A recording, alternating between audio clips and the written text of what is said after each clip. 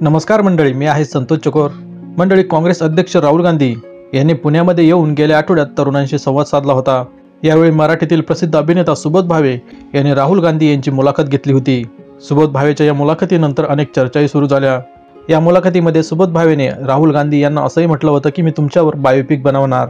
पण सुबोध भावेच्या या वक्तव्यानंतर सोशल मीडियाद्वारे अनेकांनी त्याच्यावर टीका केली। सुबोध भावे आणि राहुल गांधी यांच्या या मुलाखतीनंतर राजकीय वर्तुळातही अनेक चर्चा सुरू झाल्या।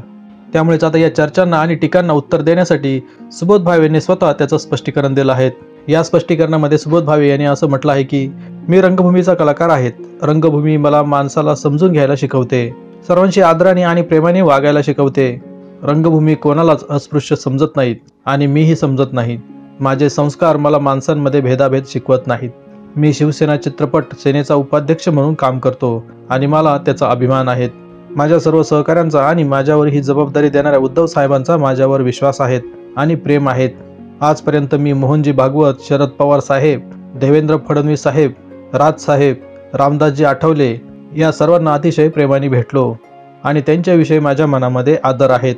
काँग्रेस पक्षाचे अध्यक्ष राहुल गांधी यांनाही त्यांची मुलाखत घेण्याच्या निमित्ताने जे माझे काम आहे मी त्याच आदर आणि प्रेमाने भेटलो। त्यांना भेटून आनंद झाला। त्यांना त्यांच्या पुढील आयुष्यासाठी मनपूर्वक शुभेच्छा। आता मुद्दा त्यांच्यावर चित्रपट करायचा। कार्यक्रम खेळता ठेवण्यासाठी गंमत म्हणून चित्रपट करायचा विषय काढला आणि त्यांचं काम मी करू शकतो, कारण कोणाच्या तरी म्हणण्याप्रमाणे मी Bharat Ratna APJ Abdul Kalam sir, Serena Williams यांच्या भूमिका करू शकतो, तर राहुल गांधींची का नाही? कळावे, लोभ असावा। आपला सुबोध भावे।